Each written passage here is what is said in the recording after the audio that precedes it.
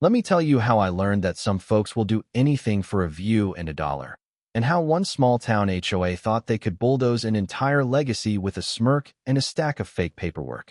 You ever wake up to the sound of bulldozers tearing up your family land, a place you grew up thinking was untouchable? Yeah, that happened to me.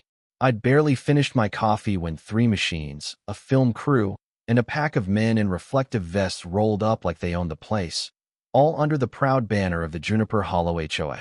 They called it Lake Viewpoint, a fancy name for a mess of luxury townhomes, golf carts, and, I kid you not, an artificial wine cave.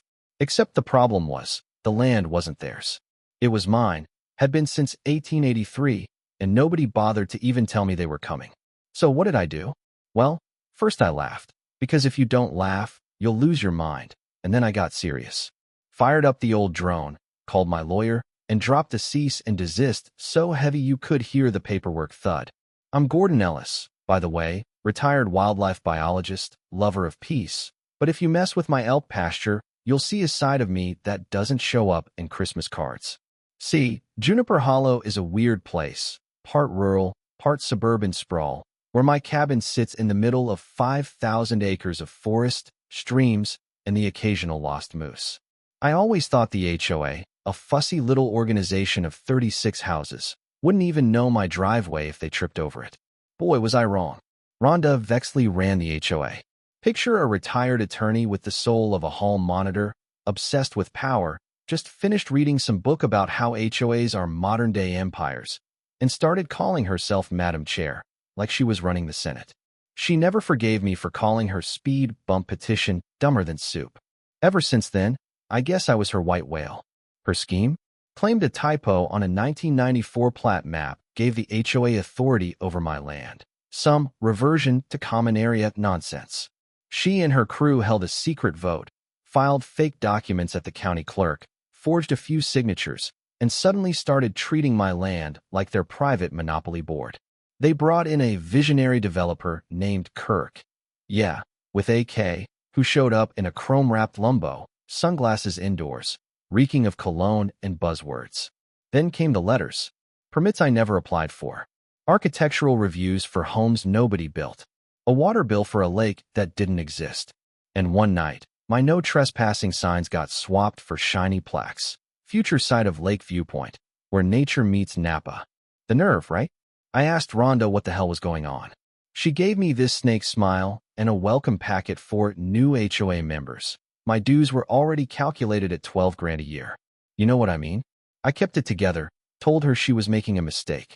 She just laughed, said the real mistake was letting my family hoard this land for 100 years, instead of serving the greater good. A week later, Kirk with AK is on my porch, laying out blueprints like he's unveiling the next Disneyland. 300 luxury units, shops, something called a therapeutic sand garden. He offered to buy me out for 1/10 of what the place was worth. Claimed it was generous since the HOA already controls this parcel. I told him he should leave before my dogs got creative.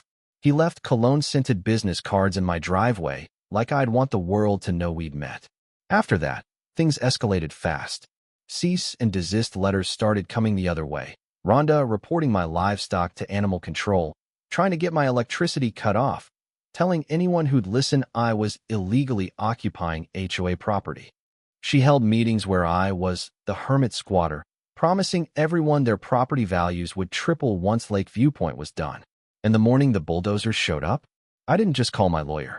I called the sheriff, the state, the Bureau of Land Management, the whole alphabet soup. My lawsuit named everybody: the HOA, Rhonda, Kirk, the county recorder's office.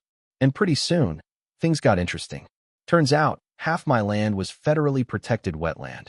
Can't be developed, not now, not ever. Rhonda's reversion clause was a typo from an old driveway easement in Delaware, not Montana. The permits and zoning docs? Faked in Microsoft Paint. The more we looked, the uglier it got.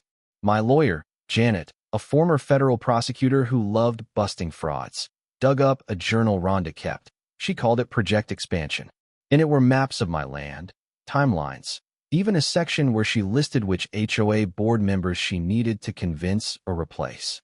She'd researched my family, noted I was a bachelor, wrote, easier property transfer. Meanwhile, Kirk with a K, real name, Kenneth, wasn't licensed in Montana. His company was just a P.O. box in Nevada, and he'd been tangled up in land scams all over the West. He'd already pre-sold 40 units of Lake Viewpoint to investors in California, $8 million in deposits for homes that were never going to be built. The feds froze all HOA assets, and when they started looking at the money trail, turns out Rhonda had been getting kickbacks through Kirk, hidden as consulting fees to her husband's accounting firm. When Kirk tried to skip town for Costa Rica, they stopped him at a Tesla supercharger. Poetic, really. I came to court with old land deeds, trail cam footage of trespassing, even a letter from Teddy Roosevelt himself, praising the property's beauty back in 1903. The HOA board resigned in a hurry. Rhonda's emails leaked. She'd called me a squatter with deer, titled the project Manifest Destiny 2.0, and told Kirk, "We'll show him what happens when someone stands in the way of neighborhood progress." She'd even convinced the treasurer to start a secret lake maintenance fund, collected over $200,000 from residents for lakes that didn't exist. Board members testified she threatened them, edited meeting recordings, pushed people to the brink. One, Harold Jasper, broke down in court, saying she'd threatened to fine him into bankruptcy over his roses unless he supported the plan. The judge was ruthless. Cited Olympic-level arrogance, gross fraud, criminal trespassing. The HOA was forced to liquidate their prized $15 million fake lake system, auctioned for pennies to a fishing startup called Real Justice Incorporated. Rhonda was disbarred, criminally charged for fraud and forgery, her 3-decade legal career gone overnight. Kirk got 8 years in federal prison. He confessed to tax evasion on a podcast, bragging about his scams, thought the statute of limitations had run out. It hadn't. Now, my land's a private conservation area, ironclad protected, local kids hike. I sell antlers and coffee table books about winning my land back without punching anyone. Rhonda's house, her vacation place, her whole retirement, all liquidated to pay the $7.3 million she owed me. She fainted when the judge read the number, had to be carried out on a stretcher. Kirk's designer sunglasses went to auction for restitution. He cried like a toddler in cuffs. And Juniper Hollow? The HOA now rents a classroom. No lakes, no Rhonda, no power. They can't approve a mailbox without state oversight and triplicate forms. Residents got slapped with a $50,000 special assessment just to cover legal fees. Property values crashed by 60%. The lakes they built without permits flooded homes. Cleanup cost millions. Insurance wouldn't touch it. 3 class action suits followed. Local news did a special called Hollow Promises, and folks finally saw how deep the deception ran. Retired teachers lost homes, families forced to move, all because of a handful of egos gone wild. So here's the thing, stand your ground, even when the world thinks you're crazy for fighting back. Sometimes, the only thing stopping a bully is someone who won't back down, not for any price. Now, I'd love to hear from you. Where do you draw the line? What would you do if your community, your legacy, was on the line? Drop your thoughts below. Let's talk about what justice really looks like, and who gets to decide what's right in a place called home.